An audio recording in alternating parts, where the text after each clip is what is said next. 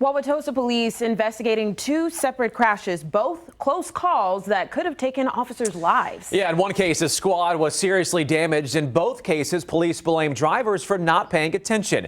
The crashes happened barely an hour apart Sunday, first at Highway 100 in Center, that's near Mayfair Mall, the other 121st and Blue Mound. 12 News' Nick Bohr is live at the Wauwatosa Police Department. And Nick, leaders there say this should be a reminder to pay attention.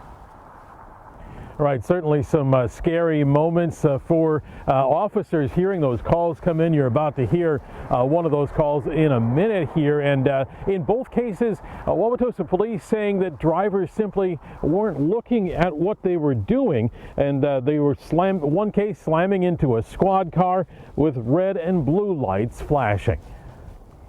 It's a reminder that there's no such thing as a routine traffic stop. Officers were in the process of arresting an accused drunk driver who'd hit a light pole at 121st and Blue Mound Sunday night when near disaster struck. He's bleeding. He's not breathing. He's alert, but he's not oriented. The other subject is also on the ground. I don't know his condition. A frantic officer calling for help for the injured officer hit as he tried to put the drunk driving suspect into his squad. 10-4, is this a new crash? 220 was just hit. 220 was just hit.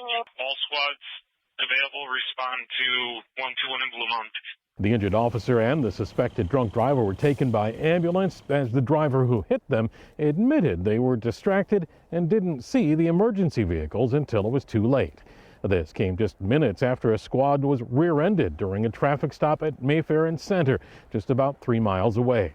In that case, a rideshare driver didn't move over, slamming into the squad, their vehicle rolling onto its side, injuring the two passengers inside. Though none of the injuries are life-threatening, the two crashes have police reminding drivers of the move over law, requiring drivers to move over when approaching emergency vehicles on the side of the road. Nick, do we know what tickets the drivers are getting or even criminal charges? Yeah, not yet. Wauwatosa police here saying that they're still sorting all of that out. Certainly there is a number of offenses there that could qualify for tickets and possibly even criminal charges. That would be a decision for the district attorney. All right, Nick Bohr live for us in Tosa this evening. Thanks so much, Nick.